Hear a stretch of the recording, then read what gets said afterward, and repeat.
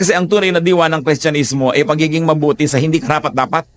Kung kayo ay magbibigay ng magandang piging, magpapakain, huwag niyong imbitahin ang mga kamag-anak niyo, mga mayayaman niyong kaibigan at kapitbahay kasi iimbitahin din nila kayo, masusuklian kayo. Gusto niyo maging mabuti?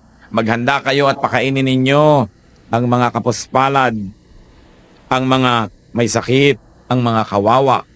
At di man kayo masuklian, kayo gagantimpalaan pagdating ng araw. Yun ang sinasabi ng Panginoong Yesus. Ngayon siguro, dahil marami naman sa atin, gusto natin talaga mag-party na nandiyan ang mga kaibigan natin at mga kamag-anak, gawin yung dalawa. Meron kayong para sa mga mahihirap, mga hindi nyo kakilala, kahit man lang mga lunch pack, ipamigay nyo sa mga kalsadang maraming mga natutulog na hindi kumakain. At kasama nun, nagpa-party rin kayo sa bahay ninyo. Hindi na siguro masama yun para gawin ninyong adjustment. Pero huwag lang para sa sarili, huwag lang para sa mga mahal sa buhay, huwag lang para sa mga karapat-dapat. Kasi ang tunay na diwa ng Kristyanismo ay pagiging mabuti sa hindi karapat-dapat. Bakit? Sapagkat ang Diyos ay mabuti sa atin, bagamat hindi tayo karapat-dapat. Yun ang pinakamodelo ng kabutihan. Hindi lang pagiging mabuti sa mabuti, kundi pagiging mabuti sa hindi karapat-dapat gawa ng mabuti. Salamat na lang, ganun ang prinsipyo ng Diyos dahil tayo ang unang nakikinabang sa ganung prinsipyo. Sapagkat hindi tayo karapat-dapat sa kabutihan ng Diyos.